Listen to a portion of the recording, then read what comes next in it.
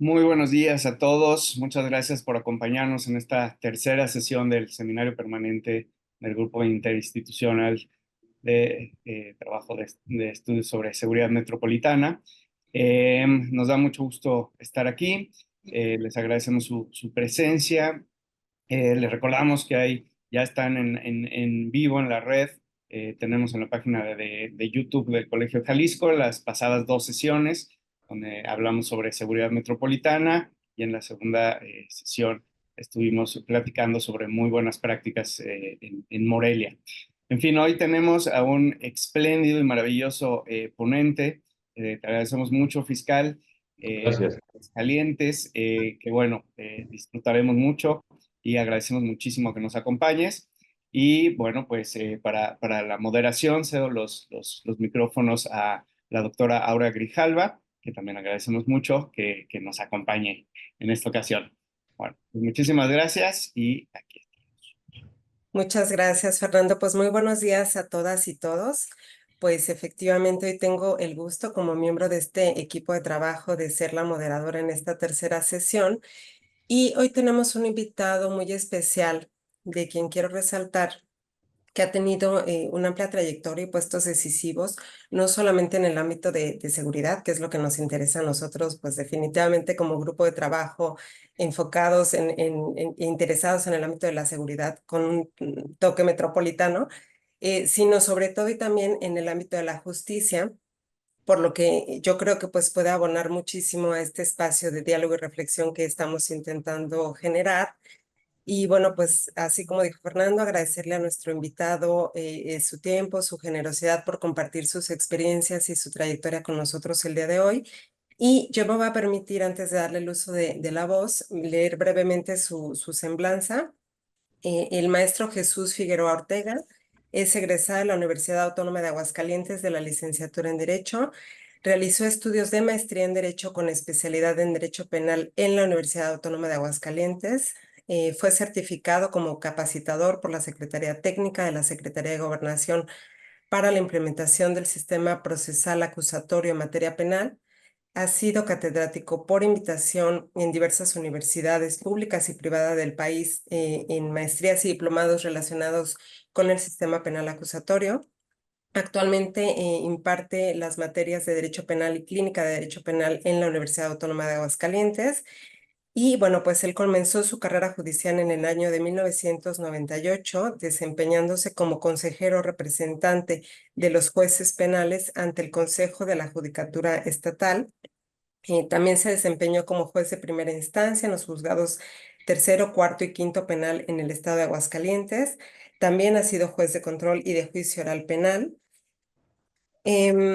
En el año 2016, el Poder Judicial del Estado de Aguascalientes le otorgó el mérito a la trayectoria judicial como el juez del año, y desde el 1 de marzo de 2018 fue nombrado por el Poder Legislativo del Estado de Aguascalientes como fiscal general, cargo que actualmente se encuentra desempeñando. Así que bienvenido de nuevo a nuestro espacio. Muchas gracias por estar aquí con nosotros y le cedo el uso de la voz. Adelante, maestro. Muchas gracias, doctora. Y bueno, buenos días para todos, sobre todo el auditorio que está acompañándonos. Y primero agradecer a los organizadores de este seminario, a los organizadores de este evento para poder compartir un poco la experiencia desde la Fiscalía de Aguascalientes. Un poco, les hablaré un poco de lo que representa para mí ahorita el tema de la seguridad desde la perspectiva de la Fiscalía del Estado. Y en el desarrollo de la plática, pues comentaré algunas situaciones que tienen que ver con el tema principal que ustedes están manejando, que es el tema de la seguridad metropolitana. Entonces, pues, si me lo permiten, comenzaré pues haciendo la presentación de un trabajo que yo tengo para mostrar con ustedes, compartirles. En primer término, pues la Fiscalía de Aguascalientes es un órgano autónomo, constitucional autónomo.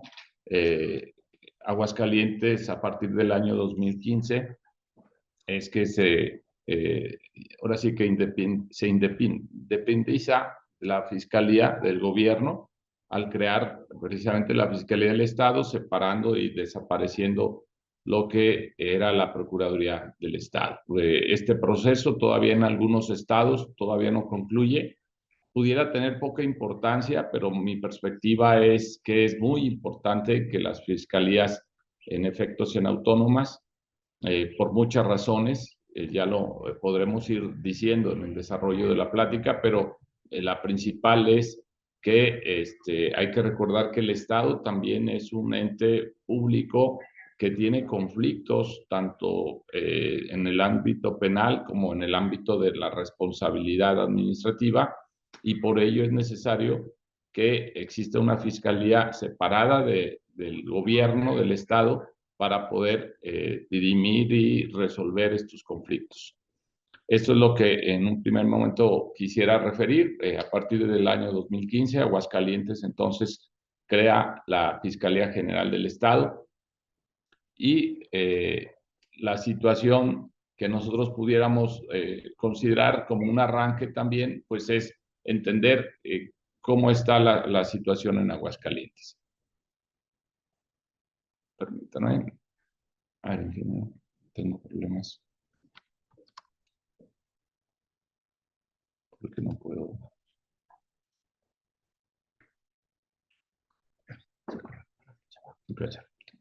Bien, pues comentarles rápido como un punto de arranque. Aguascalientes tiene una población, en el último censo oficial, tiene una población de 1.530.185 habitantes, lo que coloca a Aguascalientes como el estado número 27 en cuanto a la población.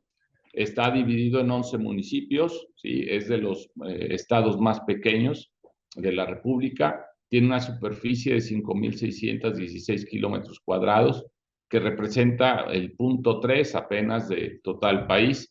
Está a una altitud de 2.053 metros. En general, no tenemos solamente una parte de la sierra que pudiera ser con mayor altitud, pero en general tenemos esta altitud media, y colinda al norte y al este y al oeste con Zacatecas, ¿sí? Y al sur y al este con Jalisco. Básicamente, entonces, tenemos dos vecinos, ¿sí? Que para hablar del tema de seguridad, hablar de Zacatecas y hablar de Jalisco, pues bueno, es por sí ya muy complicado nuestra vecindad. La escolaridad de la población de más de 15 años oscila más o menos de 10.3 años de escolaridad. El porcentaje de la población analfabeta de 15 años o más es de 97, alfabeta, perdón, no analfabeta, alfabeta es de 97.7%. La tasa de desocupación es de 6.510 personas hasta marzo del año pasado. El PIB nacional es de 1.3, lo que ubica al Estado en el número 23 de la República Mexicana. En el sector económico, lo más importante pues es la industria manufacturera, con un 36.52% del total de la economía, básicamente las empresas constructoras de los vehículos Nissan y algunas de Mercedes-Benz. Y es el segundo lugar nacional, Aguascalientes, del índice del progreso social, esto hasta el año 2022. Para platicarles un poco rápido, no me quiero entretener, la Fiscalía tiene un organigrama en donde, pues evidentemente tengo un staff de un particular, un director de comunicación, un coordinador de asesores y algunas direcciones a mi cargo, y básicamente está compuesto por 3 vicefiscalías, una de investigación, una de jurídica y de litigación y una de control regional. Además, pues tengo evidentemente el área administrativa que está a cargo de un oficial mayor, y está recién creada una agencia estatal de investigación. Ahorita me gustaría detenerme un poco más adelante en esta parte de la agencia estatal. Tenemos también nombrado por el Congreso del Estado un órgano interno de control y vigilancia en la función. Cada una de estas vicefiscalías y estos órganos, pues evidentemente tienen una ramificación importante en el desarrollo de las actividades que puede realizar la Fiscalía del Estado.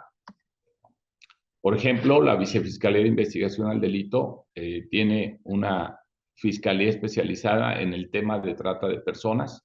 Tiene diversas unidades, a diferencia de algunos estados, nosotros centramos la gran mayoría en la capital. Por nuestro estado tan pequeño no es muy funcional el prestar los servicios que no tienen tanto efecto en los municipios que no son tan importantes o más que nada por el número de población. Les debo de comentar que de la población total, cerca del 80% está ubicado en la capital, que es Aguascalientes. Eso hace entonces que el 80% de los servicios se deban de prestar aquí. Pero bueno, esta Vicefiscalía de Investigación tiene diversas unidades. Tenemos una unidad de mecanismos alternos, que esta es una modalidad que ustedes deben ya haber escuchado. El tema de la conciliación, el tema de la mediación en materia penal es fundamental. Cuando se diseñó el sistema de justicia, se apostó como uno de las ramas, una de las situaciones que se tendrían que explotar más es esto, los mecanismos alternos de solución de conflictos. Tenemos una ley nacional que regula estos mecanismos, entonces, pues bueno, está funcionando y con un éxito considerable aquí en Aguascalientes, esta unidad especializada de mecanismos alternativos, una unidad de atención temprana que es básicamente la puerta del sistema de justicia penal, una unidad de detenidos, porque no todos los procesos, por desgracia, inician con las personas detenidas, ¿no? Y digo por desgracia porque lo ideal es de que nuestras policías fueran más eficientes, más efectivas para estar realizando detenciones al momento de cometer los hechos delictivos. Tenemos evidentemente un tema administrativo de la unidad de exhortos, porque es la forma en que se comunica cada una de las unidades con las demás fiscalías del Estado, la unidad de exhortos. Tenemos también una unidad de procesos del sistema tradicional. Debemos oscilar más o menos todavía. Ustedes saben que a nivel de la República Mexicana, el sistema penal acusatorio comenzó en junio del 2016 en toda la República Mexicana. Sin embargo, pues todavía teníamos un sistema tradicional que estaba funcionando y todavía hay algunos asuntos que por su naturaleza todavía no prescriben y que no podemos concluir por diferentes razones, pero tenemos una unidad todavía del sistema tradicional. En el caso de Aguascalientes, el total de asuntos que todavía están manejados en el sistema tradicional debe de andar ahí como de los 2.500 asuntos. Tenemos una unidad de trámite común. Esta unidad de trámite común está enfocada a resolver determinados asuntos, principalmente patrimoniales, fraudes, extorsiones, daños. Y también tenemos una unidad especializada, ya es una situación importante para mí, en el tema de delitos sexuales, justicia familiar y de género. Porque me parece importante resaltar esta unidad, porque es la unidad que más producción genera en asuntos judicializados, porque es la unidad que más trabajo tiene, a pesar de que existen más robos. El hecho que más se comete aquí en Aguascalientes es el robo, pero esta unidad especializada de justicia familiar y de género atiende todos los conflictos en donde la víctima es una mujer. Y aquí hablamos principalmente del tema de violencia, del tema de delitos sexuales y de todo el tema que tiene que ver con el género que se ha venido trabajando en los últimos años. Tenemos desde luego también una unidad exclusiva para los temas de robos, una también para el robo de ganado, a pesar de que en el estado no existe una problemática, insisto, por su dimensión, por su tamaño, no tenemos una problemática grave del robo de ganado, pero tenemos una unidad especializada en ese tema. Y finalmente tenemos una unidad para el sistema de justicia penal para adolescentes, que también, pues bueno, es una situación relativamente nueva. La justicia para adolescentes tiene alrededor de 15 años que se empieza a considerar. Aguascalientes fue uno de los últimos estados en donde se cambió la edad penal, porque hay que recordar, anteriormente se consideraba que una persona podía ser sometida al proceso penal a partir de los 16 años. Entonces, pues había todavía muchos asuntos en donde si un adolescente mayor de 16 años participaba en un hecho delictivo o realizaba un hecho delictivo, pues era sometido como adulto al sistema penal. Esta unidad del Sistema Integral de Justicia Penal para Adolescentes se regula desde la propia Constitución en el artículo 18 y bueno, ahí se va creando este sistema integral para justicia que ha sido un poco criticado. Evidentemente, la sociedad a veces no entiende de situaciones constitucionales o dogmáticas jurídicas, pero una de las críticas que se ha hecho es de que lo que se considera como una pena para los adolescentes, que en realidad es una medida de internamiento, en el caso de Aguascalientes, y tengo entendido que a nivel nacional se regula como máximo 5 años para que un adolescente pueda estar privado de su libertad. Entonces, ha sido una de las críticas porque hemos tenido casos en donde un adolescente comete un secuestro, comete un homicidio y las víctimas y la sociedad hace manifestación para que la pena sea equivalente a un adulto y esto no es posible. Tenemos una fiscalías regionales por la composición del Estado. La idea es que estas fiscalías regionales a partir del año 2022 presten un poquito ya los servicios en los demás municipios que no son de la capital. Ya les platicaba yo que el 80% de la población está establecida en la ciudad capital, Aguascalientes, pero los restantes 10 municipios no tenían un servicio tan cercano. Entonces, lo que se ha venido haciendo es poner fiscalías regionales, como sí se puede entender, por ejemplo, en el caso de Jalisco, ¿no? Pero la composición territorial de Jalisco es mucho más compleja que Aguascalientes y nosotros estamos en ese proceso de llevar fiscalías regionales a los principales municipios que por su número de población ya se puede considerar como una ciudad para poder prestar los servicios más cercanos en la población, ¿no? Entonces, esta es otra de las vicefiscalías que les comentaba, investigación regional, y la otra es esta vicefiscalía jurídica y de litigación penal, que básicamente es la que se encarga de los procesos administrativos jurídicos y la parte fundamental es la parte de la litigación penal. ¿Cómo podemos dividir la función de la vicefiscalía de investigación y la vicefiscalía de litigación? Bueno, básicamente lo que nosotros tenemos es una división en el proceso penal, y es decir, nosotros nos enfocamos a la investigación a través de los ministerios públicos que tenemos en el área de investigación, pero una vez que se logra la vinculación a proceso, que es un pronunciamiento judicial en la audiencia inicial, es que ya pasamos los asuntos a esta vicefiscalía de litigación penal. Básicamente esta vicefiscalía pues tiene una dirección de litigación, tiene una dirección en los asuntos civiles y familiares y una en los procesos. También tiene un par de direcciones que son la de seguimiento procesal y la de mandamientos judiciales.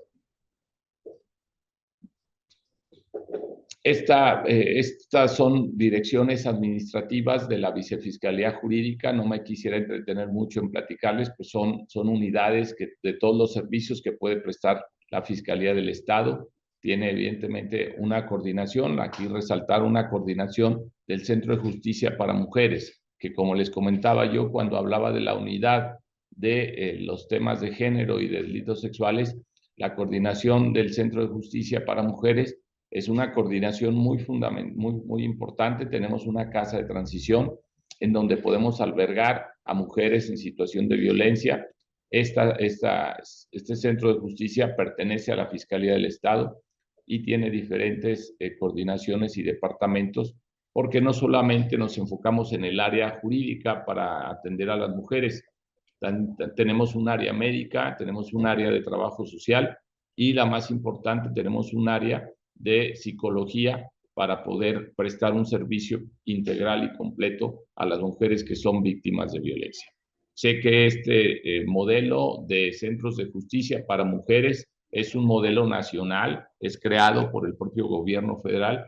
Aquí en Aguascalientes solamente tenemos un centro de justicia Sé que en algunos estados tienen hasta más de un centro de justicia para atender los conflictos de las mujeres. Y bueno, las demás direcciones que ustedes ya se pueden dar cuenta de cómo se compone esta vicefiscalía jurídica y de litigación. Es por eso que esta vicefiscalía tiene esos dos rangos de actividad, ¿no? Uno rango, el tema evidentemente de litigación, y otro rango que tiene que ver con el área jurídica de la Fiscalía General del Estado. Tenemos también, les comentaba al principio, se creó a partir del año 2022 una agencia estatal para el tema de la investigación criminal. Y esto, bueno, creo que viene a aterrizar un poco con el tema que ustedes manejan, que es el tema de la seguridad metropolitana, o el tema de cómo se trabaja. Esta agencia es una agencia que se viene construyendo, en el caso de Aguascalientes, se viene construyendo para que pueda tener una mejor coordinación todas las áreas que participan en la investigación. La parte fundamental de esta agencia es que coordina una fiscalía especializada en delitos de alto impacto. Parte de la agencia es precisamente la Comisaría General de la Policía de Investigación.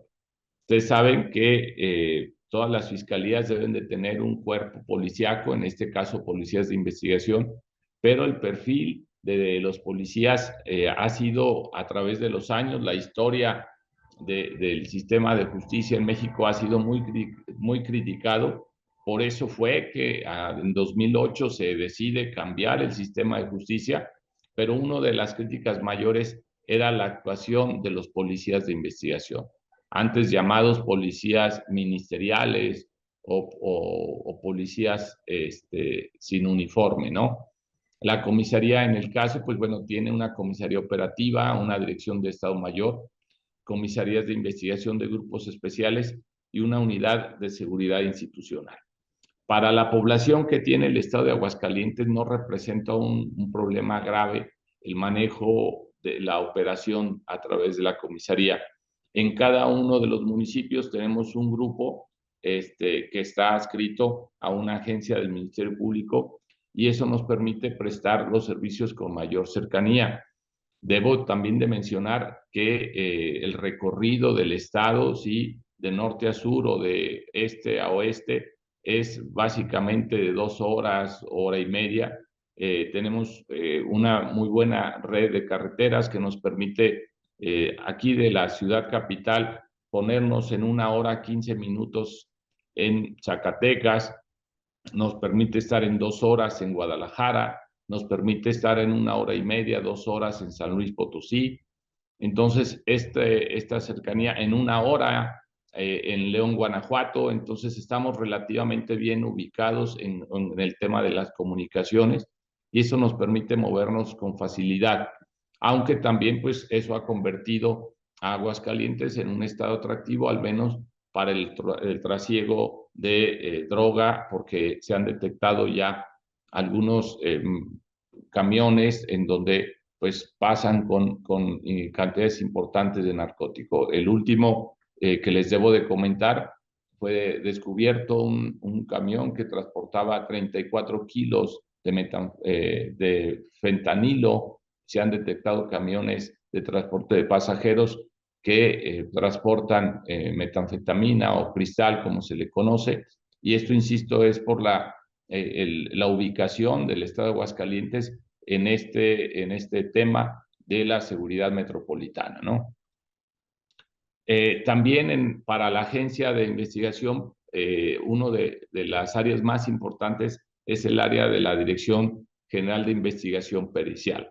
La investigación pericial, pues como ustedes saben, uno de los rasgos del sistema de justicia penal acusatorio es precisamente desaparecer las declaraciones de los responsables ante el Ministerio Público como una forma de poder obtener información y por el contrario, para quitar esas confesiones que estaban muy cuestionadas por parte de todos los críticos y analistas del sistema, pues por el lado contrario, lo importante era crear prueba científica, Y en este caso, pues bueno, la investigación pericial es fundamental, ¿no? Tenemos 5 coordinaciones que son de las áreas más importantes que tenemos aquí en la Dirección General de Investigación Pericial, una administrativa, otra de criminalística, una médica, una de laboratorios y una coordinación de diferentes especialidades técnicas.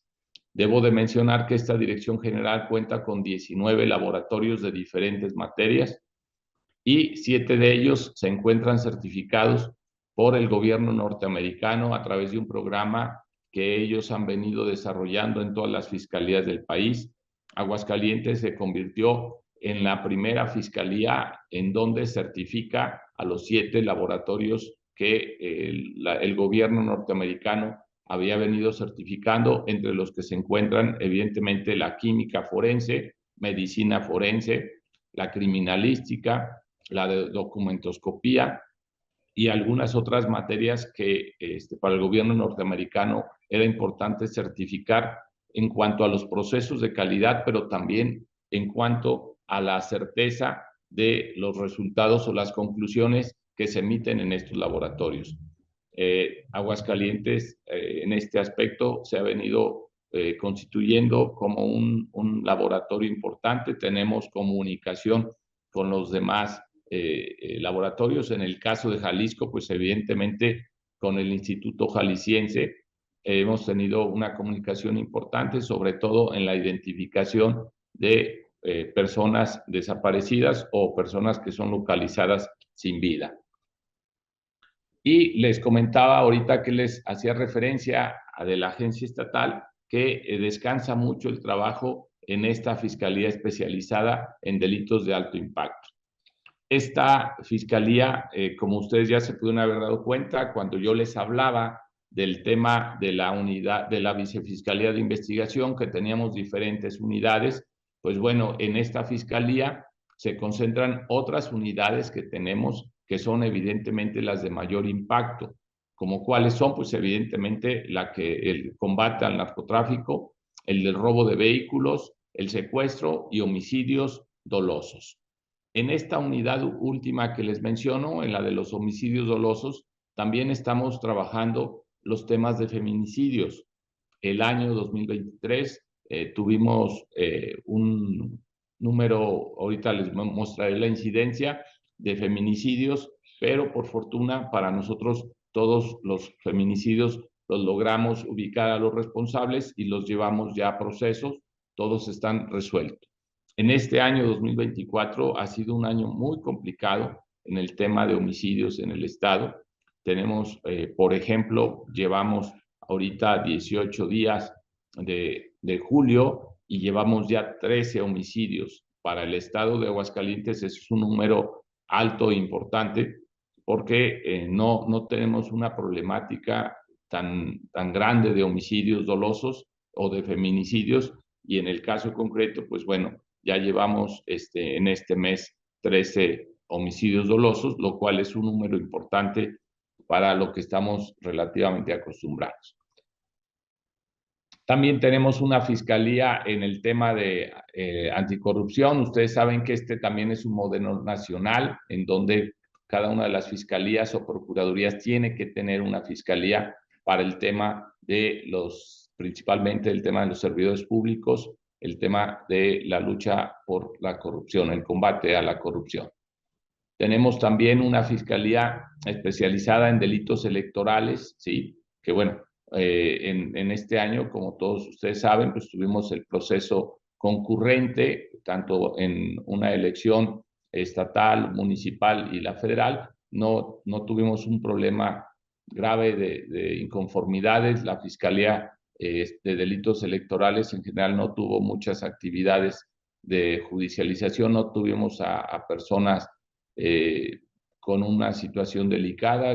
Hubo denuncias de compro de votos o de retiro de credenciales, pero no fue una elección cuestionada, no hay ningún proceso a nivel local o a nivel federal que esté cuestionado aquí en el estado de Aguascalientes. Y bueno, tenemos esta dirección que es muy fundamental para nosotros como parte de la prueba científica que les mencionaba, es una etiqueta del sistema penal acusatorio, la Dirección de Innovación, Planeación y Desarrollo Tecnológico. Esta dirección nos ayuda, entre otros casos, a recopilar lo que antes era muy complicado, que era el tema de los videos, ¿no? A mí me tocó participar muchos años como juez de sistema tradicional y la forma en que se integraba una averiguación previa era pues la denuncia de la víctima, algunos dictámenes que se ordenaban según el hecho delictivo que se investigaba, pero siempre era muy común encontrar un par de testigos que habían presenciado el hecho. Y esos testigos en ocasiones durante el desarrollo de los procesos eran muy cuestionados, ¿sí? Porque todo se basaba en información personal, ¿no?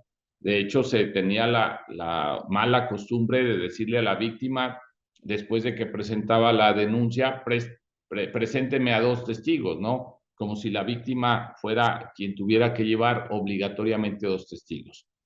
Para nosotros esto ha sido muy importante porque ya no es que buscamos testigos a veces de los hechos. Claro, si los hay, pues adelante, pero ya no basamos en la información personal, o sea, la fuente de la información ya no tienen que ser las personas. Ahora nos tratamos de enfocar en recolectar información que no tenga lugar a dudas. ¿Por qué? Porque los testigos en muchas ocasiones se podía manipular un testigo o había testigos que evidentemente no habían presenciado el hecho de la manera en que lo narraban y solamente por hacerle o un favor a la víctima o por hacer una situación irregular en el proceso daban información falsa.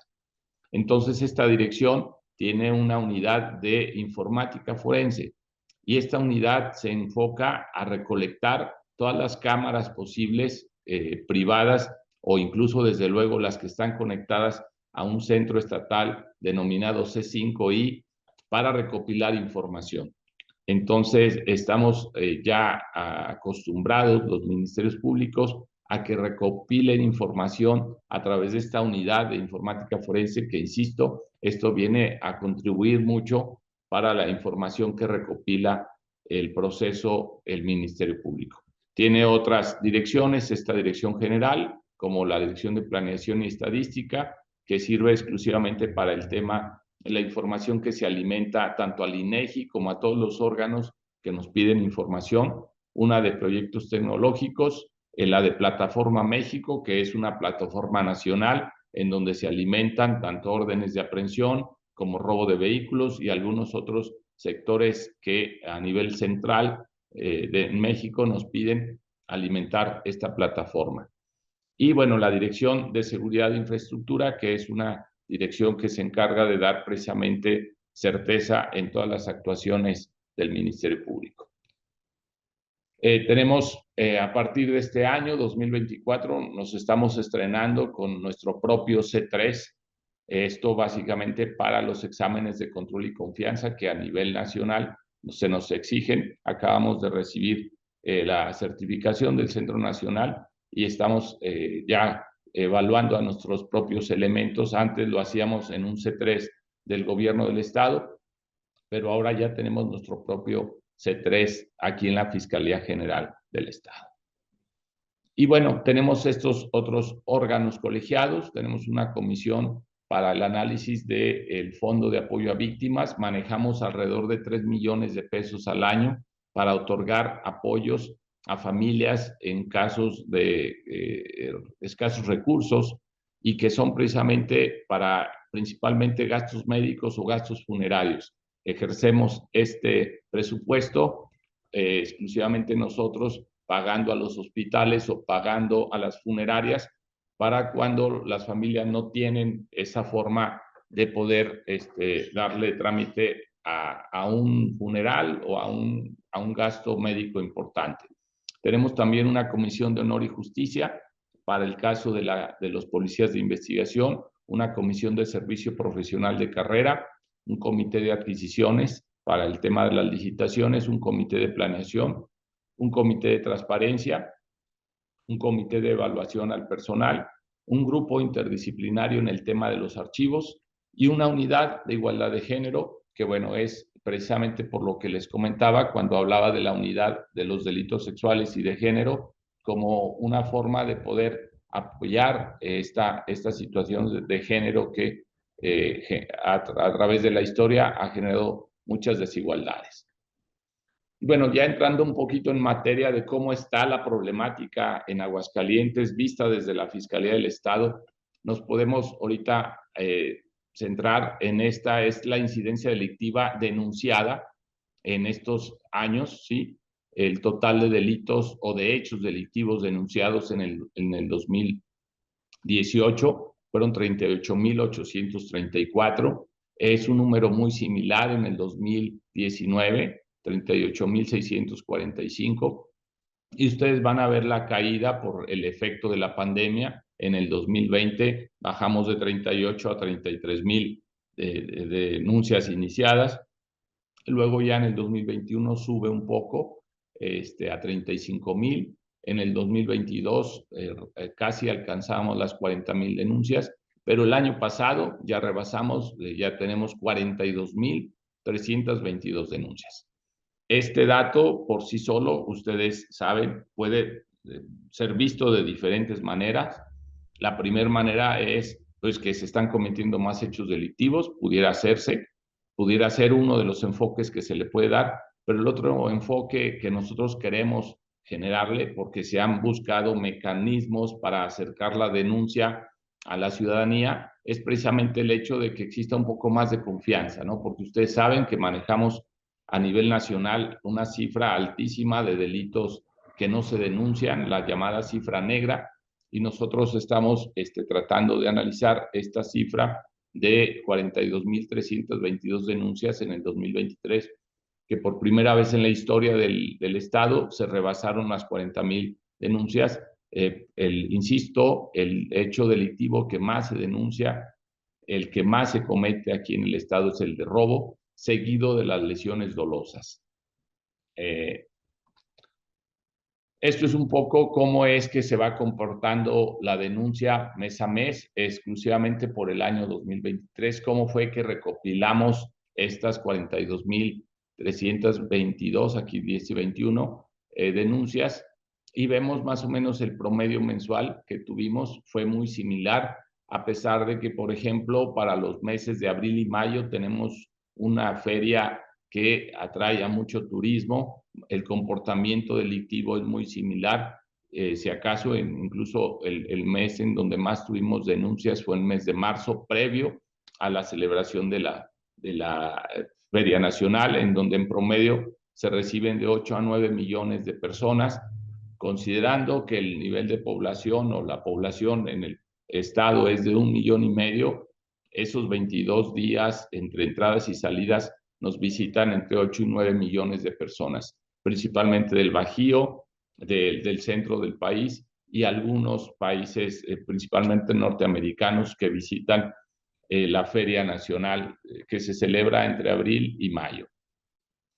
En el tema de homicidios dolosos que les comentaba, cómo es que nosotros tenemos la numeralia en el tema, tenemos que en el 2018 se cometieron 76 homicidios, en el 2019 se subió a 95, en el 2020 73, en el 2021 75, en el 2022 70 y en el 2023 86, que considerando estos años, pues bueno, el año pasado fue el segundo más alto atrás del 2019, pero les comentaba, pues bueno, el promedio mensual que nosotros traemos oscila entre 6,1, que fue en el 2020 el más bajo, y el de 7,9 mensual. Entonces, por eso la explicación de que para nosotros 13 homicidios en un mes, pues es muy alto porque supera con mucho el promedio mensual que teníamos en los años recientes, ¿no? Aquí vemos, insisto, pues cada homicidio doloso representa una carpeta de investigación. El número de resolución de casos, el año pasado, por ejemplo, de estos 86, resolvimos casi el 70%, el 67% de los homicidios dolosos logramos esclarecerlos, llevar a los responsables a prisión. u obtener órdenes de captura o de aprehensión para tratar de ubicar a los responsables y llevarlos ante los jueces de control. Este es un análisis nada más de cómo fue el 2023 en el tema de homicidios, para que ustedes, analizando esta seguridad metropolitana, que es el tema, analicen más o menos cómo fue el comportamiento de Aguascalientes. Tuvimos en el mes de marzo 12 homicidios en el 2023, pero, por ejemplo, tuvimos en el mes de mayo solamente 2 eventos. Entonces, esto es, el comportamiento es disparejo. El análisis de los homicidios dolosos es muy difícil, porque vamos a tener homicidios dolosos por conflictos vecinales, por riñas o campales, pero también relacionados con el tema de los narcóticos, que esta es una constante que se viene dando, creo yo, que en toda la República Mexicana. Este es el análisis de víctimas por hechos delictivos, ¿no? ¿Por qué hacemos este análisis o este comparativo? Porque nos vamos a encontrar en que en un solo evento pueden fallecer más de una persona, ¿no? Entonces nos vamos a encontrar, por ejemplo, en los 12 que les mencioné ahorita, los 12 eventos que tuvimos en el mes de marzo representaron 16 víctimas, ¿no?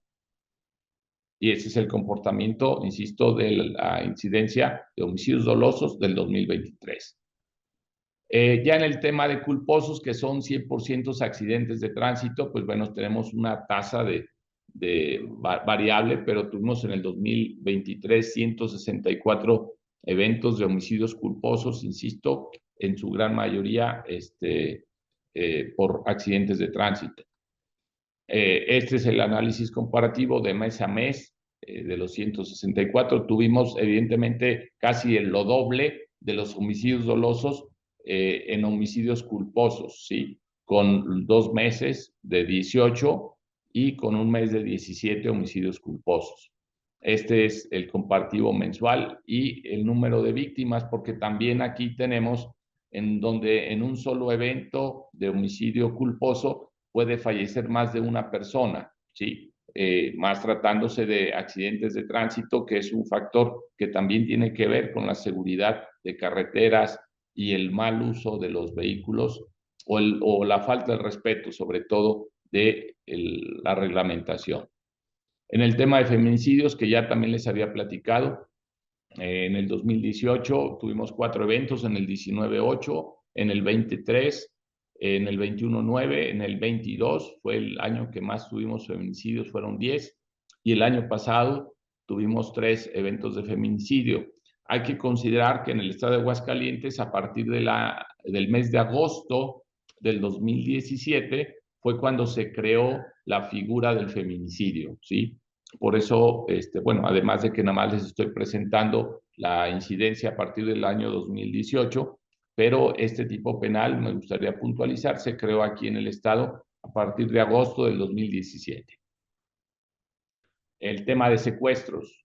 En el tema de secuestros, pues lo tenemos nosotros clasificado en temas de extorsión, tema en calidad de rehén, es decir, cuando se captura a la víctima y se pide un rescate para causar un daño en general, que no se pide un rescate a la familia, pero se mantiene. Este tipo de secuestro tiene que ver mucho con las pandillas o con los grupos criminales que se dedican a comercializar narcóticos.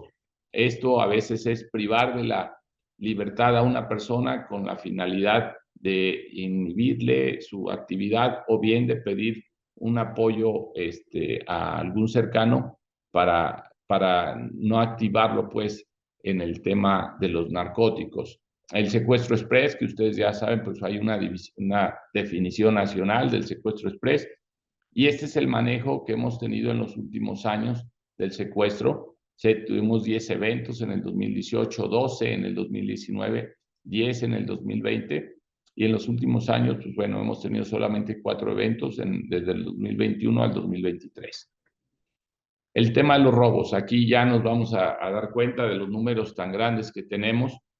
En el 2018, 15,697 carpetas, cerrando en el 2023 con 11,000. Hemos tenido una disminución Sin embargo, insisto, es el hecho delictivo que más se comete en el estado en general, en el estado de Aguascalientes.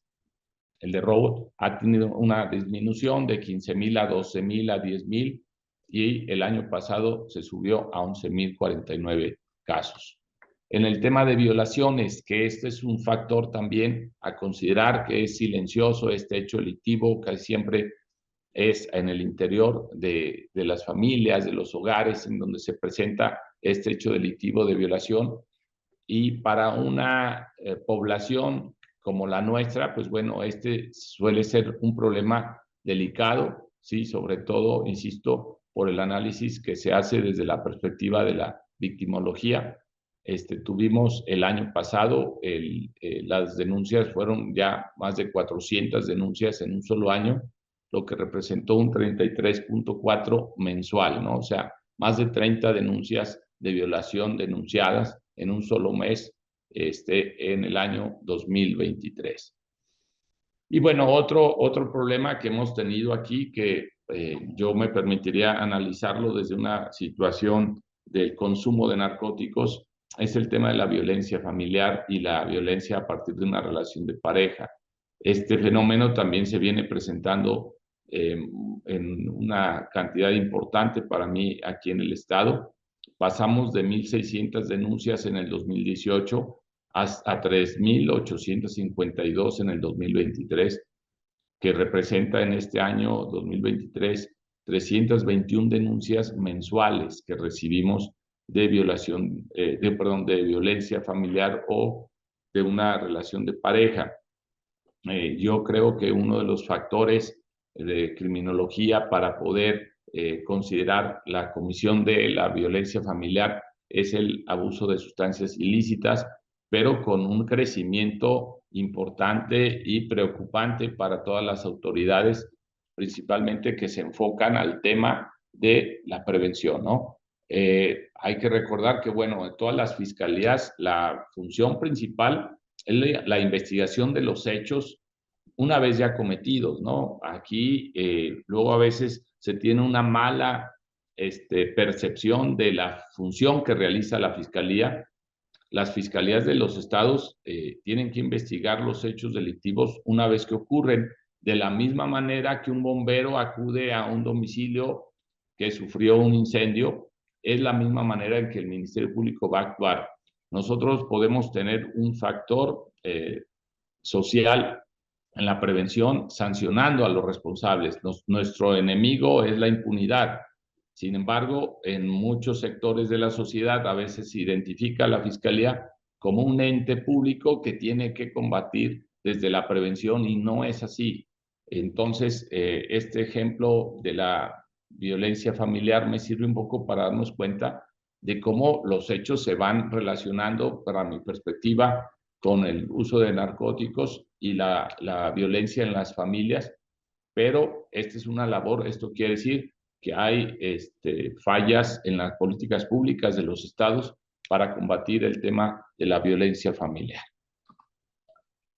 Este es un análisis mensual de esta problemática que nosotros tenemos solamente de la incidencia del 2023. Vemos cómo es el comportamiento. Vemos más o menos que es parejo, ¿sí? Nos vamos a encontrar meses con más denuncias, como es el mes de marzo o el mes de diciembre, pero en general el promedio pues es más o menos parejo. Insisto, creo que la situación es qué es lo que ocasiona la violencia familiar, ¿no? Que es el abuso tanto de alcohol como de la droga, que en las calles del estado de Aguascalientes más se detecta es el cristal, que es clorhidrato de metanfetamina, que creo que se utiliza por su precio. Si es muy barato, en las calles es muy barato una dosis, se puede conseguir hasta en 25 o 30 pesos. Y a diferencia incluso de la cocaína, que es cara y poco accesible, o de la marihuana, que también suele ser ya más barata, pero que ya no se utiliza tanto, al menos en jóvenes que tienen un problema de adicción. Yo creo que ya la marihuana en este proceso de si se legaliza o no, ya ha pasado a un segundo término la utilización de la marihuana. Y bueno, hablando ya del tema de narcóticos, a mí me gustaría considerar que el tema de los delitos contra la salud tendría que ser analizado de una perspectiva totalmente diferente al resto de los demás hechos delictivos. ¿Qué tendríamos que decir, por ejemplo, de un comparativo de los delitos contra la salud y los robos? ¿Sí? El robo lo sufre una víctima, un afectado, y él toma la decisión si denuncia o no el hecho, ¿sí? El tema de los delitos contra la salud siempre son con la información policíaca, con la información que tiene la autoridad, es que inicia las investigaciones. Entonces, mi perspectiva en relación a los delitos contra la salud es diferente a la de los robos, porque si me denuncian un robo, dependió de la víctima denunciar. En cambio, los delitos contra la salud es la actividad oficial, es la actividad oficiosa que realiza la autoridad, y esto quiere decir que a mayor número de carpetas de delitos contra la salud es mayor la actividad policial. A mí me preocuparía los estados que tuvieran una baja producción de carpetas en delitos contra la salud, porque eso quiere decir que hay poca actividad policíaca, porque las carpetas de delitos contra la salud se inician siempre por la investigación que realiza la autoridad. Y eso, como se puede hacer de oficio, pues se puede iniciar sin necesidad de una denuncia. Concluyendo esto, a mí me parece que a mayor número de carpetas van a ver ustedes, aquí en el 2018 tuvimos 1,716, en el 2019 2,200, en el 2020 superamos las 2,000, en el 2021 se bajó un 47%, en el 2022 se subió nuevamente al número similar al que traíamos en el 2020, y en el 2023 hemos mantenido incluso un poco más arriba, casi como en el 2019, pero esta lectura a mí me gusta hacerla desde una perspectiva de que no quiere decir que haya menos personas consumiendo narcóticos y que por eso no hay carpetas como en el 2021, o que en el 2019 teníamos más personas consumiendo porque iniciamos más carpetas. No, la forma, insisto, es si hay actividad policíaca, tenemos que tener más carpetas. Y bueno, es esta la presentación que yo les tenía preparado. Yo solamente al margen de esta presentación me gustaría hacer referencia desde un análisis doctrinario, básicamente, que el sistema o todo lo que tiene que ver con la seguridad, pudiéramos analizarlo en diferentes sistemas.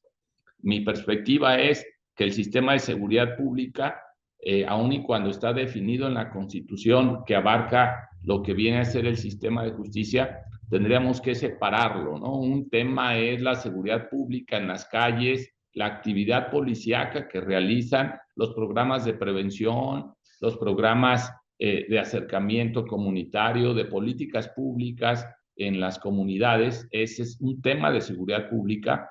Otro muy diferente es el sistema de justicia.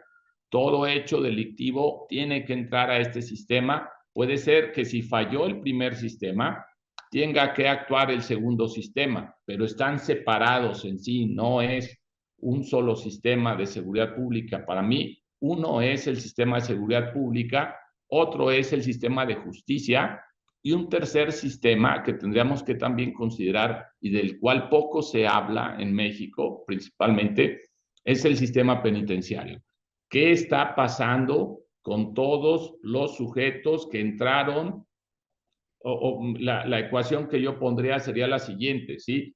El primer sistema, que es el sistema de seguridad, falló, y por eso es que el sujeto cayó al segundo sistema, que es el sistema de justicia.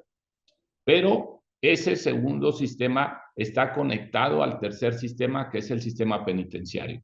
¿Qué está pasando con las personas privadas de su libertad qué está pasando con los programas que se diseñaron desde hace varios lustros en México, digo, considerando la reforma del 2008, qué ha pasado con el sistema penitenciario, las directrices que se tienen, los valores impregnados en el sistema penitenciario, qué está ocurriendo, cómo sale una persona que estuvo 2 o 3 años detenida en un cerezo, sale mejor o peor de cuando entró al sistema de justicia. Entonces, a mí solamente, insisto, de manera muy teórica, me gustaría hacer una separación en estos 3 sistemas: el sistema de seguridad pública, el sistema de justicia y el sistema penitenciario, ¿sí? Yo quedo abierto para cualquier duda, pregunta de la presentación o de cualquier situación que ustedes quieran saber. Yo me pongo a sus órdenes y agradecidos con los organizadores por esta invitación. Muchas gracias. Muchísimas gracias, maestro, por este panorama que me parece que ha sido muy amplio y detallado de todas las unidades y las áreas de fiscalía. Y bueno, a mí todo esta información que nos comparte me parece muy interesante y también muy valiosa para que podamos comprender desde fuera el funcionamiento de la fiscalía y sobre todo por acompañarlo de datos de estadística y estadística además desagregada por delitos, ¿no? Dándole una lectura a cada una de estas estadísticas que me parece que es muy importante para entender la situación de seguridad en Aguascalientes. Pasamos al momento de preguntas y respuestas y yo pues voy a tomar mano, me van a disculpar mis compañeros, voy a tomar mano para hacer una primera pregunta. Y bueno, yo ayer estaba revisando las directrices para la prevención del delito y justamente pues revisaba que es muy enfáticas las directrices de Naciones Unidas en hablar de coordinación, o sea, entender ya la materia de seguridad en el ámbito de la coordinación, ¿no? Coordinación entre diversos órganos de gobierno, coordinación con organismos no gubernamentales, con la academia, la participación ciudadana, con el ámbito empresarial, etcétera, ¿no? Entonces, en ese sentido, y bueno, con todo lo que nos decía, además de estas diferentes áreas de seguridad que me parece muy atinado como nos lo está enfatizando en esta última parte de la presentación, la pregunta es, desde su perspectiva en Aguascalientes, ¿qué tanto se ha hecho este trabajo coordinado? Es decir, ¿hay momentos de convocatoria en donde participa la fiscalía, donde participa la ciudadanía, las empresas para tomar decisiones en materia de seguridad? O sea, realmente, ¿cómo se está implementando esta directriz de coordinación, ¿no? Y luego lo relacionaría un poco con lo que nos decía al principio, que también estoy totalmente de acuerdo en el tema de la autonomía, que es tan importante pues mantener esta autonomía en un órgano como la Fiscalía, pero a veces pudiera pensarse que es muy difícil mantener un equilibrio entre coordinación y autonomía, es decir, tampoco puede trabajar en aislado, ¿no?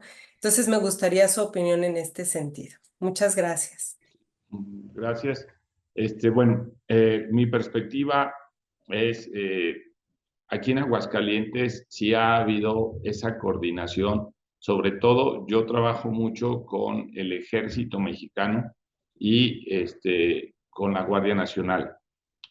Tu pregunta era enfocada al tema de la prevención o al tema de todo lo que se tiene que hacer antes, ¿no? Antes del hecho, ¿no? Vamos poniendo como el centro, el objeto de la investigación, los hechos delictivos, ¿sí? Para qué se tiene que hacer por parte del Estado para que no se cometan los hechos, ¿no? Y ahí es el tema de la prevención. Nosotros sí tenemos una dirección de vinculación perteneciente a la Vicefiscalía Jurídica, pero participamos muy poco. Realmente, insisto, creo que nuestra gran tarea es la investigación y esclarecimiento de los hechos, ¿no? La reparación del daño a las víctimas, la protección de las víctimas. Entonces, nosotros participamos muy poco en el tema de la prevención. Sin embargo, sí tenemos una labor importante. Sé que las secretarías municipales tienen actividades muy cercanas a la escuela, a la revisión de mochilas, la detección de narcóticos entre los jóvenes, el acercamiento con las amas de casa. Pues sé que esa es una labor, insisto, de prevención que no nos corresponde tanto a nosotros. Sin embargo, sí hay una buena coordinación con la Secretaría de Seguridad Pública del Estado, con las 11 secretarías municipales, por ser 11 municipios, y con el Ejército lo que más bien hacemos son operativos, pero ya después, ¿no? O sea, ya cuando tenemos, por ejemplo, un objetivo en una colonia, pues tratamos de que a través del Ejército Mexicano y de la Guardia Nacional podamos estar ejecutando órdenes de cateo para poder combatir un poco eso. Sí hay una coordinación. La Fiscalía del Estado forma parte permanente de una mesa ciudadana de seguridad. Tengo entendido que también en Jalisco existe esta mesa ciudadana de seguridad que nace de la organización SOS. Tengo entendido que también son participantes de este seminario. Aquí en Aguascalientes se tiene ya varios años participando en esa mesa ciudadana, en donde acuden empresarios y en donde acuden servidores públicos, ¿no? Denominamos ciudadanos con cargo público y ciudadanos sin cargo público, y una vez al mes, de manera ordinaria, nos sentamos, analizamos algunas situaciones problemáticas. Por ejemplo, ahorita les debo de resaltar o repetir el tema de los homicidios que hemos tenido este mes de julio, que llevamos 13 eventos, y muchos de los ciudadanos están preocupados en qué está fallando, ¿no? Nosotros detectamos que es cada vez más común dos cosas en el tema de los homicidios, y que esto les preocupa en general a toda la población, pero bueno, como nos sentamos con los empresarios, esto tiene que ver un poco con un poco la respuesta, o espero que así sea, con la respuesta a tu pregunta. El primero es, hay más jóvenes consumiendo narcóticos, hay más mercado para los grupos, ¿sí? Yo veo, insisto, que es cada vez más jóvenes, ya vemos jóvenes, niños prácticamente de 10 años o adolescentes de 13 o 14 que ya tienen una trayectoria en el consumo de narcóticos importante. Ese es el primer factor, hay un mayor mercado para estos grupos. Y segundo, hay más armas en las calles, ¿sí? Hace algunos meses, a nivel nacional, en una reunión de fiscales, nos presentaban cuál era la estadística de la forma utilizada para cometer homicidios dolosos. Y pasamos en el 2005, en donde solamente el 15% de los homicidios en México se cometían utilizando armas de fuego, 15%. Y pasamos al 2021, en donde el 71% de los homicidios se cometen utilizando armas de fuego. Esto no tiene otra explicación más que hay más armas en las calles y hay más consumidores potentes o potenciales para el uso de narcóticos, y esto convierte a las ciudades en una red muy compleja de generar prevenciones, porque aquí en Aguascalientes se ha apostado por un programa que se llama Reintegra. Es un programa en donde se selecciona a jóvenes que tengan evidentemente problemas con las adicciones, pero que además tengan problemas con la ley, ¿no? Que ya cometieron su primer robo, que ya cometieron, y la idea es anexarlos a centros certificados por un periodo mínimo de 3 o 6 meses, con la idea de tratar de limpiarlos un poco en ese consumo, pero el número de efectividad es muy bajo, ¿sí? Casi siempre vuelven a caer, porque una vez que salen del programa, vuelven a su entorno con los mismos vecinos, incluso con las mismas familias en donde hay más de un solo consumidor, y este joven vuelve a caer y vuelve a generar una problemática de consumo, afectando su salud, pero también en el problema social que esto representa, porque va a haber más robos, porque la necesidad de consumir droga y no tener recursos económicos los va a llevar a que generen un robo principalmente para conseguir dinero y comprar droga. Muchas gracias por la respuesta. Tenemos dos preguntas, pero bueno, primero vamos a darle la voz al doctor Andrés Humano, que levantó la mano hace rato. Adelante, doctor. Muchas gracias, Aurea. Muchas gracias, fiscal, por la tan interesante presentación. Y bueno, yo soy Andrés Humano, soy profesor investigador en el Colegio de la Frontera Norte y quiero hacerle dos preguntas. La primera es, una de las grandes críticas que se hace a las fiscalías es que se vuelven un cuello de botella, ¿no? Es decir, que no hay, ¿no?, suficientes trabajadores en los ministerios públicos para procesar la cantidad de trabajo y se vuelven un cuello de botella a la hora de la investigación, y que eso muchas veces, y esto es algo que se está discutiendo mucho ahora con la reforma al Poder Judicial, termina generando que las carpetas vayan mal integradas y que los jueces las desechen. Entonces, hay instituciones como el World Justice Project, entre otras, que han sugerido que, por un lado, se debería permitir de alguna forma que las policías también reciban denuncias, es decir, que le ayuden a las fiscalías a recibir denuncias, y que y que por otro lado, que también las policías le ayuden con la conducción del Ministerio Público a las fiscalías, a la parte de investigación. Entonces, mi primera pregunta sería, ¿cuál es su opinión sobre esto, ¿no? Sobre estas dos propuestas, ¿no? Que las policías le ayuden a las fiscalías en el proceso de investigación y sobre que las policías reciban denuncias. Y luego, la segunda pregunta es, durante mucho tiempo se pugnó por tener fiscalías autónomas y se habló mucho de que las fiscalías autónomas era muy importante para evitar, ¿no?, que a las fiscalías se utilizaran, ¿no?, como un brazo político del Ejecutivo para, ¿no?, perseguir ciertos temas de interés particular para el gobernador en turno, etcétera. Y hoy estamos viendo casos como, por ejemplo, tenemos en Nuevo León un conflicto que ya tiene varios años entre el Ejecutivo y la Fiscalía, que de hecho tiene todo lo que va desde el sexenio del gobernador actual de Nuevo León sin fiscal, ¿no?, con un encargado de despacho. Tenemos un conflicto, por ejemplo, en Morelos, ¿no?, donde pues el gobernador saliente, Cuauhtémoc Blanco, se ha enfrascado, ¿no?, en un conflicto con el fiscal de Morelos, inclusive ha llevado a que vengan órdenes de aprehensión incluso desde la Ciudad de México en contra del fiscal de Morelos, ¿no? Entonces, ¿qué ha pasado? Que no ha terminado, al parecer, de consolidarse y de funcionar como se pensaba cuando se propuso la idea de la Fiscalía Autónoma, ¿no? Esas serían mis dos preguntas. Muchas gracias, gracias, doctor. Bueno, en cuanto a la primera, estoy completamente de acuerdo en que las policías participen en eso. De hecho, aquí en Aguascalientes se tiene un programa en donde ya cierto número de policías atienden directamente el levantamiento de las denuncias.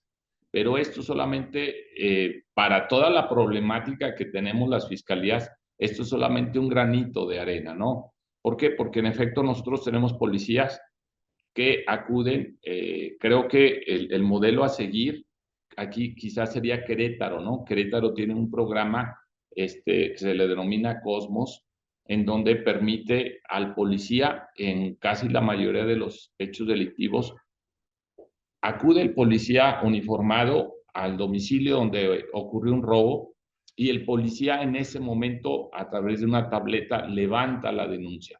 Nosotros ya tenemos ese sistema aquí en Aguascalientes para los casos exclusivamente de robos.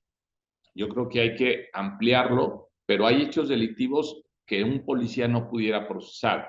Por ejemplo, la jovencita que fue víctima de una violación, ahí sí se tendría que tener un equipo especializado, porque incluso ni el Ministerio Público tiene capacidad de procesar una denuncia de violación. Ahí tiene que intervenir inmediatamente alguien, un médico o una médico, tiene que entrar una psicóloga para darle en ese mismo momento y no generar mayores perjuicios. Pero, insisto, estoy totalmente de acuerdo en que las policías participen. Sí conozco ese estudio que tú refieres, pero creo que es solamente una parte, porque eso lo que reduciría quizá es el tiempo de espera del ciudadano que va a presentar una denuncia, que es el primer factor por el cual no acuden a denunciar, porque ellos consideran que van a perder tiempo a la hora de presentar la denuncia. Entonces, eso sí ayuda en esa parte pero el cuello de botella que tú referías va a seguir, ¿sí? ¿Por qué? Porque una cosa es levantar la denuncia y otra cosa es llevar el proceso, ¿no? Nosotros estamos apostando al tema de que yo ya no quiero testigos, ¿sí? De un robo. Yo lo que quiero son huellas, ¿sí? Yo lo que quiero es un video en donde me permita ver a la persona que cometió y de esa manera llevar una prueba científica y decirle al juez en la primera audiencia y luego en la intermedia y en el juicio, esta persona fue y aquí tengo la forma en que lo cometió.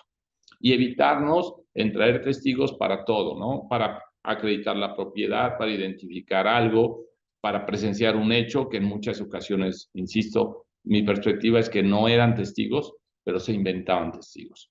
Entonces, sí estoy totalmente de acuerdo con esa parte, pero creo que eso incluso lo tenemos en Aguascalientes. Ya tenemos a 200 policías con una tablet que están conectados a un sistema con nosotros en la Fiscalía, porque son policías uniformados, son policías estatales y municipales que ya están conectados con nosotros, que recopilan la información de una denuncia, que les asignamos un número de carpeta en ese preciso momento y esa ya es la presentación de la denuncia. Esto puede hacerse, insisto, en el lugar en donde se comete el hecho y con esto evitamos que la víctima tenga que acudir a nuestras instalaciones a presentar, que era lo más engorroso en muchas de las ocasiones, ¿no? Entonces sí abona que la policía participe, constitucionalmente se puede, no tenemos ningún impedimento, no va a haber ninguna situación, tenemos incluso capacidad para que la policía procese el lugar del hecho, levante indicios, levante huellas, levante cosas, pero necesitamos evidentemente más servidores públicos en eso. Tú referías como uno de los factores es de que no tenemos la capacidad de respuesta, ¿sí? Te pongo como ejemplo, aquí en Aguascalientes somos 1,169 elementos entre operativos y administrativos, 1,169 miembros de la Fiscalía para una población de 1,5 millones de personas, entre 11 municipios, pues entonces pudiéramos pensar, tenemos 320 policías de investigación, 160 ministerios públicos, entonces eso nos permite tener más o menos una atención mediana, no estamos tan mal el número de ministerios públicos, pero sí estamos muy bajo en el número de policías de investigación. Entonces, estoy totalmente de acuerdo en que sí, la policía uniformada, que no es policía adscrita a la Fiscalía, permite ayuda, pero creo que es solamente en una parte, en la parte de la entrada, en la parte de luego ya, entonces ahora sigue, ocupamos a más ministerios públicos investigando, a más secretarios, a más policías investigando, recopilando los datos de prueba para después llevarlos. Nosotros hemos tenido una relativamente eficacia en los procesos. El año 2023, el 95% de las audiencias iniciales, el 95% fue autos de vinculación y de ese tanto, alrededor del 88% fueron sentencias condenatorias.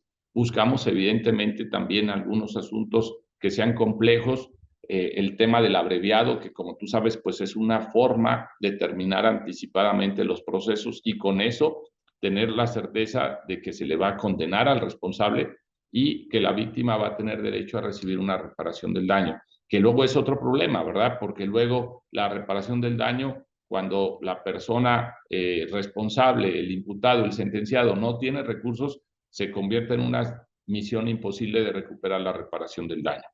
Y en cuanto a la segunda pregunta que tú hacías referencia, bueno, las fiscalías son características de los gobiernos de cada estado, ¿no? O sea, tú mencionaste ahorita 2 casos en Nuevo León y Morelos. Creo que no deja de ser una decisión política, como lo es, ¿sí? El nombramiento del fiscal pasa por los poderes, ¿sí? Pasa por legislativo y pasa por ejecutivo, ¿sí? No interviene el judicial, pero yo creo que las características de las fiscalías atienden a la política estatal, ¿no? A cada gobernador o gobernadora va a atenderse a eso, ¿sí? Yo creo que las fiscalías tendrían más fuerza si tuvieran una autonomía presupuestal, ¿sí? Porque también ese es otro problema, ¿sí? las fiscalías dependen económicamente del presupuesto asignado por el Ejecutivo y el Legislativo. Entonces, las fiscalías se ven muchas veces limitadas porque no tienen presupuesto para operar, para que no tienen recursos para contratar más ministerios públicos, para poner más agencias del Ministerio Público, para tener incluso hasta más reactivos para las pruebas de ADN, para identificar personas, vamos, todo en el fondo, pues tú sabes, las instituciones públicas descansan en su presupuesto. Yo creo que en la medida en que los gobiernos estatales o que se estableciera en alguna parte de la Constitución que las fiscalías fueran autónomas presupuestalmente hablando, financieramente, yo creo que se generarían entes más autónomos, ¿sí? Y creo que las características que tú refieres de estos dos casos atienden a las problemáticas de los propios gobernadores, ¿no? Y no quiero culpar exclusivamente al Poder Ejecutivo de las problemáticas que existen, pero creo que al no ser un ente que pueda estar sometido para los intereses de los gobernadores, en ocasiones puede generar este tipo de conflictos, pero para mí un punto fundamental e importante es que las fiscalías tengan un presupuesto asignado independientemente de las discusiones legislativas o del gobernador en turno. Perfecto. Muchas gracias, fiscal, por su respuesta. Pues muchas gracias de nuevo por la respuesta y gracias, doctor Andrés, por tu pregunta y reflexión y participación. Pasamos y damos el uso de la voz al doctor Fernando Jiménez, que quiere hacer un comentario. Adelante. Perfecto, muchísimas gracias. No, pues Andrés me ganó las dos de las preguntas. Creo que son muy buenas. El tema de la autonomía, el rezago de carpetas de investigación es una locura en algunos estados.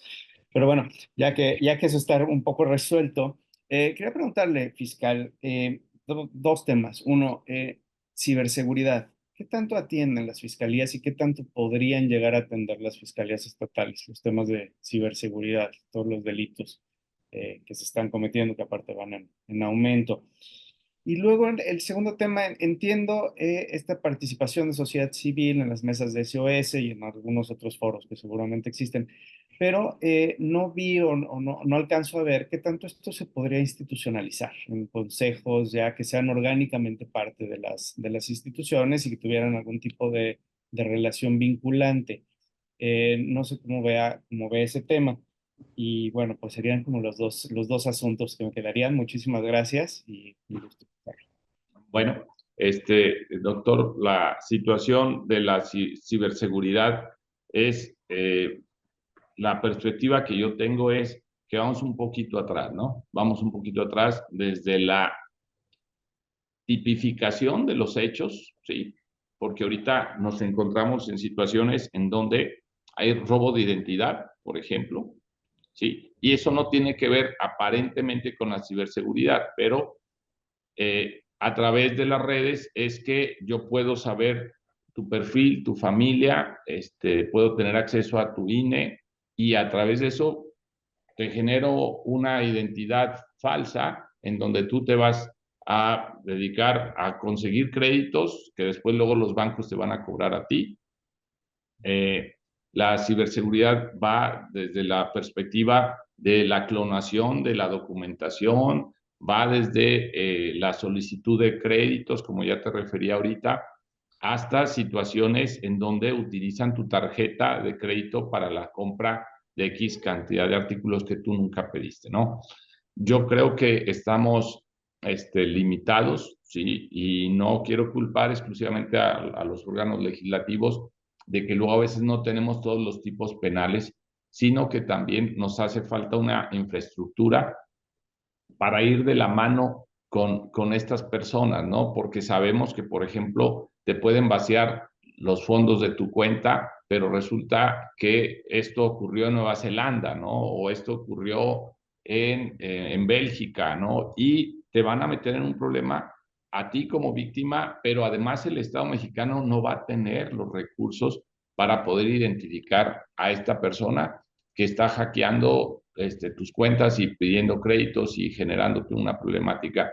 ¿Por qué? Porque de entrada no tenemos un tipo penal que pudiéramos nosotros que perseguir. O sea, desde la perspectiva de las fiscalías, hay muchas limitaciones porque primero a veces no tenemos un tipo penal claro de todas las variedades de a través de las redes sociales o a través de cómo es que consiguen información para ti y luego, bueno, más bien en contra de ti y después cómo es que operan todos estos hechos delictivos que a veces no están muy bien clarificados. Esa es la primera problemática que yo veo. No estamos preparados, sí, sinceramente yo no veo en ningún estado que tenga una policía. Bueno, aquí la policía estatal, la Secretaría de Seguridad Pública Estatal tiene lo que se conoce como una policía cibernética, pero sus funciones son muy limitadas en cuanto a que te puede identificar más o menos de dónde pudo haber sido, qué cuenta pudo haber sido, qué perfil pudo haber sido, pero tú y yo sabemos perfectamente que un perfil en cualquier red social se puede inventar con un perfil falso, ¿no? Con datos falsos, teléfonos falsos y todo lo que se pone ahí. Nos hemos encontrado con situaciones en donde algunos empresarios, amas de casa, cualquier persona, les llaman por teléfono, les dicen que son de tal cártel, que les depositen dinero y las personas acceden y depositan, ¿no? Y luego después vienen y nos denuncian y luego nos damos cuenta que la cuenta donde se depositó sí se abrió en el municipio de Catepec, pero resulta que la credencial con la que se abrió la cuenta, pues es una persona diferente a la titular que a meses antes le habían robado su credencial de lector y lo que hicieron fue cambiarle la fotografía y si era Fernando Jiménez, pero resulta que no era Fernando Jiménez el titular. Y eso ocurre todos los días en todos los estados de la República. E insisto, creo que estamos limitados en el tema de la ciberseguridad. Aparte que, bueno, la ciberseguridad se pudiera ver con la instalación de equipos para poder detectar todos estos hackers o todos estos delincuentes cibernéticos que operan en las redes de una manera impune, tremenda, ¿no? Porque puede ser que se trate de una persona de 13 años que esté haciendo esto, ¿no? Puede ser un niño el que esté haciendo todo esto, o puede ser una empresa ya bien instalada que tiene a 20 hackers trabajando para ellos y recaudando toda esta serie. He tenido en algunas investigaciones la oportunidad de darnos cuenta que en la red oscura, que ustedes deben ya haber escuchado, incluso te venden 5,000 claves bancarias para ver si una de esas pega, ¿no? Y saber qué redes es que se dedican a eso, a vender y a comprar cuentas bancarias con información de los titulares para conseguir esto. Otro dato que tendríamos que anexar a esto que te he estado diciendo es la mayor parte de las llamadas de extorsión o de engaño a los ciudadanos en la calle provienen de los cerezos, ¿sí? Entonces, esta es otra problemática. Son personas que están condenados a 80 años de prisión y pues a ellos les vale, ¿no? O sea, el decir, oye, pues yo cometí un delito cibernético, pues ¿cuánto me vas a poner, no? ¿Qué quieres que te pague? Pues si aquí me voy a pasar el resto de mi vida. Pero el hecho de que los internos tengan acceso a los teléfonos celulares y se dediquen y finjan voces de niños, de mujeres, para poder lograr sus objetivos es muy preocupante. Entonces, yo creo que este problema es multifactorial, son muchos los factores que tendríamos que atender para ponernos al nivel de actualidad que ellos tienen, ¿sí? ¿Por qué? Porque son muchos, digo, son redes sociales, ¿sí? Lo recomendable es evidentemente que nunca publiques toda tu red familiar porque alguien la va a utilizar en tu contra. Que tengas mucho cuidado en dónde manejas, dónde compras artículos, no solamente el hecho de que yo pedí unos tenis por internet y resulta que no me llegaron. No, deja de eso, no te van a llegar los tenis y ya los pagaste, pero estos cuates se quedaron con tu cuenta, ¿verdad? Y esta cuenta el día de mañana la van a utilizar para otros fines.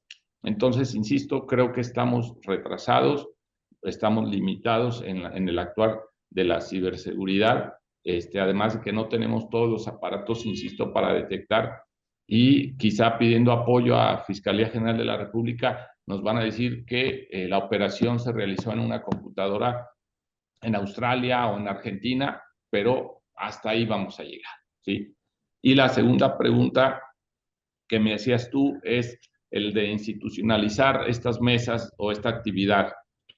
No estoy tan de acuerdo porque la idea es que convivan dos entes totalmente diferentes como son sociedad civil y gobierno, ¿sí? Ellos deben de estar cohesionados, tienen que estar unidos, pero si se institucionaliza, luego después se van a crear consejos en donde van a tener ciertos pesos sobre, van a querer asumir funciones gubernamentales o a la inversa, van a querer. Yo creo que lo ideal ahí, doctor, sería, yo conozco algunos proyectos teóricos en donde, así como, bueno, aunque ahorita quizá es el momento menos adecuado para decir, como se creó el Consejo de la Judicatura, ¿sí?, en los poderes judiciales, crear consejos ministeriales, ¿no?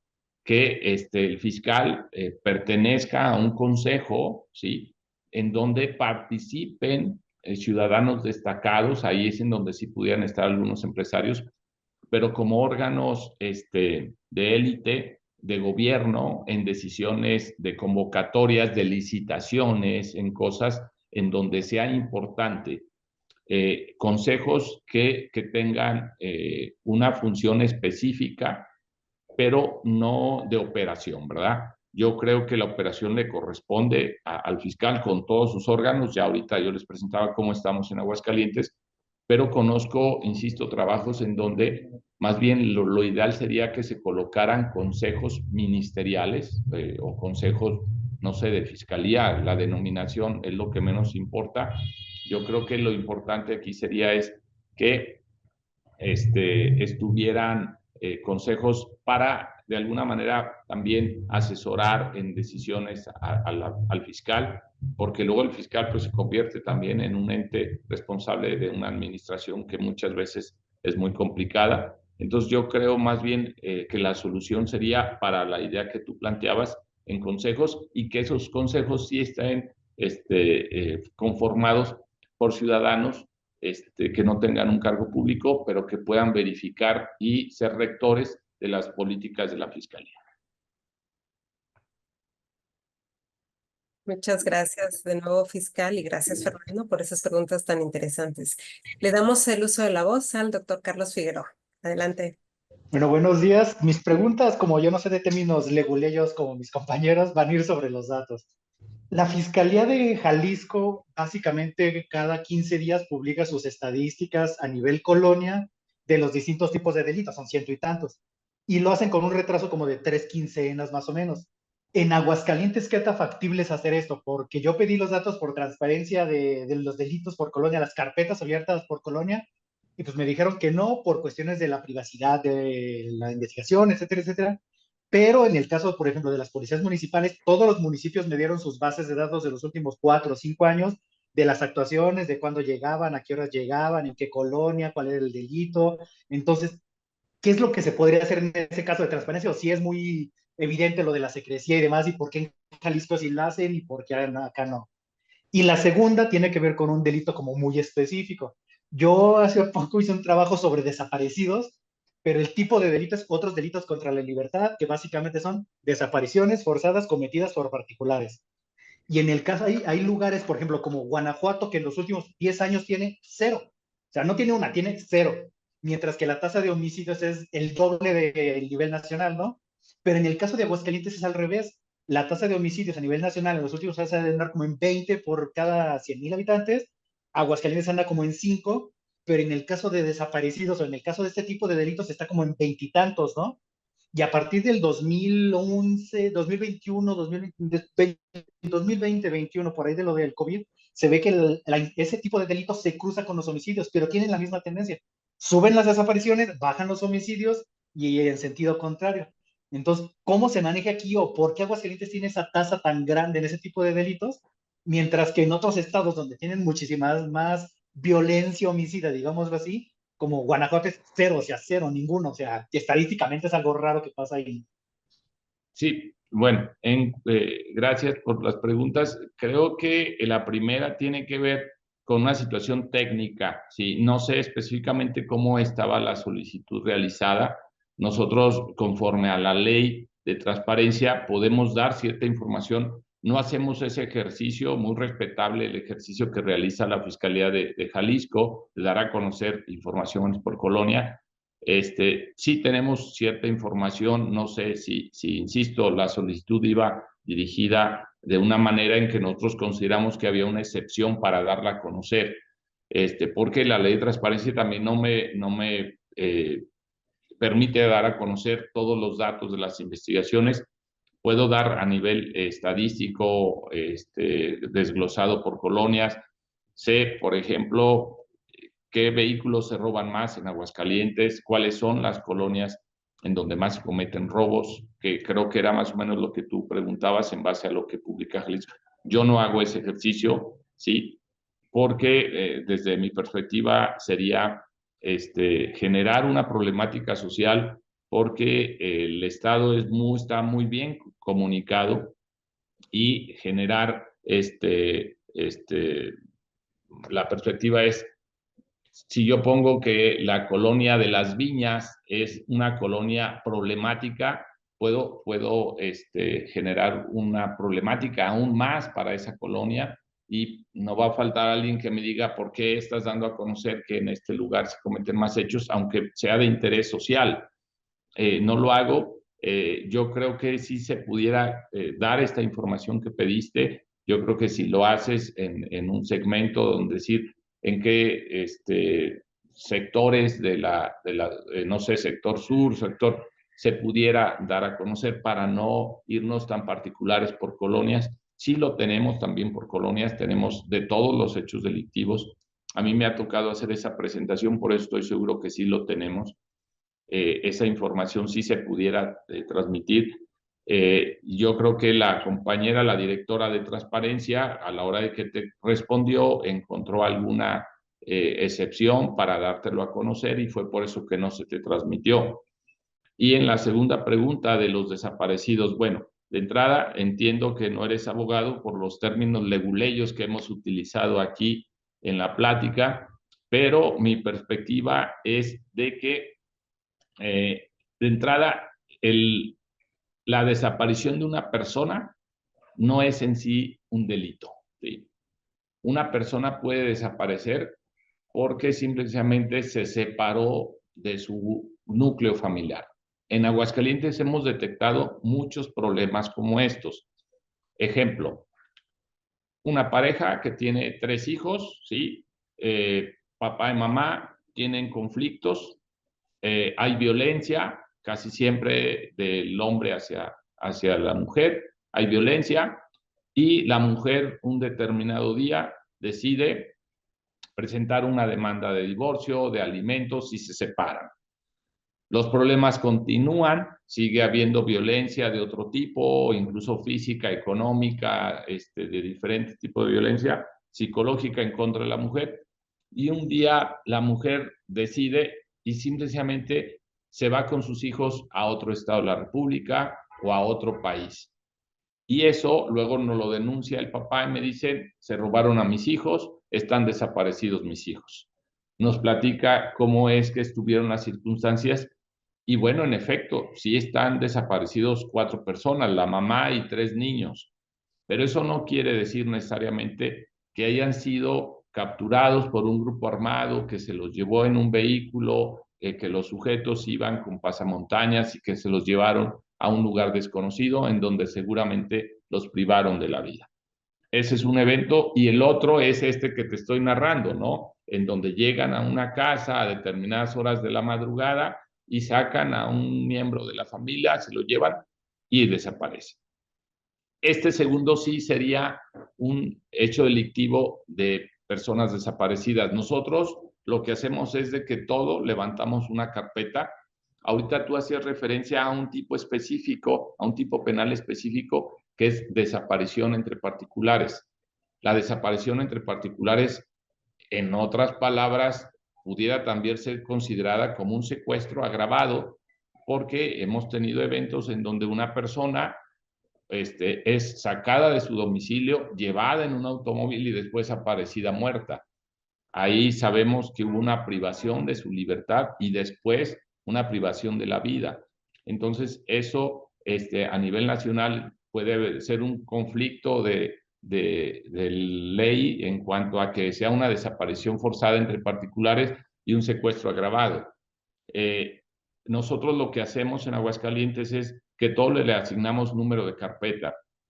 ¿Por qué? Porque de momento las víctimas, como el padre de familia que está buscando a su exesposa y a sus 3 hijos, él quiere que se siga una investigación y quiere que se le sancione. Por ahí se pudiera dar una sustracción de menores, ¿sí? Pero el conflicto es que nosotros, al no saber todavía cómo está la dinámica, nosotros levantamos carpeta por todo y no nos interesa que la incidencia delictiva en Aguascalientes en estos casos esté súper altísima, más que Guanajuato. Digo, si me dices que ya Guanajuato está en ceros, pues bueno, si yo levanto una denuncia aquí de un caso así, pues yo lo voy a tener. Entonces, nosotros tenemos esa política de todo levantar una denuncia para darle certeza a la víctima o al denunciante que me está diciendo mi familiar está desaparecido y darle la certeza de que hay una investigación en curso. Porque no le podemos decir, no se preocupe, venga luego, o no sé cómo le esté haciendo Guanajuato. Voy a procurar hoy buscar al fiscal de Guanajuato para ver cómo le está haciendo. Pero la política que hemos fijado aquí en Aguascalientes es de todo levantar la denuncia. Y después de la pandemia se ha venido incrementando el número de denuncias de personas desaparecidas, pero con un fenómeno de básicamente de estos 2 grupos que te decía, problemas familiares, jóvenes de 16, de 15 años, principalmente señoritas, que se quieren ir de su casa, se van a vivir a otro lado, conocen a una persona en ocasiones mayor que él y se las llevan a vivir a otros estados. Hemos localizado a jovencitas en donde nos dicen, yo decidí salirme de mi casa, no quiero estar ya más con mis papás, ya no quiero estar en mi casa, ya no quiero estar con mi mamá, ya no quiero, y se separan, ¿no? Entonces, para nosotros esos casos pues son relativamente de éxito porque sabemos que está localizable la víctima, que en realidad no es una desaparición forzada, que no es un tema de un secuestro y que tenemos mantenida la carpeta abierta porque la joven todavía no regresa a su núcleo, ¿no? Si esto lo hace un mayor de edad, un mayor de 18 años, pues bueno, ya no es un hecho delictivo. Aquí cuando está en riesgo la seguridad y la vida de una menor de edad, pues mantenemos abierta la carpeta. Le hemos pedido muestras de vida en ocasiones a las jovencitas porque la localizamos por redes sociales o por teléfono y ellas nos mandan fotografías para asegurarnos de que están en ese día con vida. Y esa información se la hacemos llegar con mucho cuidado a las familias, porque luego las familias, aún con eso, insisten en que quieren que sus hijos estén en su casa. Y eso es muy imposible porque nosotros como Fiscalía no podemos ir a Vallarta y traernos, por así que del brazo a la jovencita, si ella no quiere, ¿no? Porque en el fondo es una situación pues de voluntad y no hay un hecho delictivo que seguir, pero insisto, le tenemos levantada carpeta. En los homicidios, pues ya les comenté, todos los homicidios los podemos clasificar dolosos, culposos o feminicidios cuando son en contra de mujeres en determinadas circunstancias, pero el número de carpetas de personas desaparecidas atienden a estos 2 fenómenos. Conflictos familiares, por un lado, o el primer grupo, y por otro, por personas que en efecto sí son privadas de su libertad y posiblemente privadas posteriormente de la vida por grupos delictivos. Muchísimas gracias a ambos. Bueno, pues creo que todos los que estamos aquí presentes hemos ya participado, señal de que nos ha parecido muy interesante esta presentación y toda la información que nos ha proporcionado. Nuestra compañera Jacqueline Garza, que también es miembro del grupo de trabajo, se tuvo que retirar, pero dejó un comentario diciendo que le pareció muy interesante y agradeciéndole su presentación fiscal. Y bueno, pues simplemente enfatizar este agradecimiento por todas estas reflexiones, por su presentación, que han sido muy enriquecedoras para nuestro grupo de trabajo. Y yo doy el cierre y cedo el uso de la voz, más bien, le doy el uso de la voz a Fernando para que él nos dé el cierre de este evento. Gracias. Gracias. No, pues muchísimas gracias, fiscal. Muchísimas gracias por la dedicación al tiempo, por las respuestas a las preguntas. Magnífico. Muy agradecidos estamos. ya sabe, cuenta con el seminario para lo que pudiera ofrecerse. Y pues bueno, cerramos esta sesión agradeciendo a todos.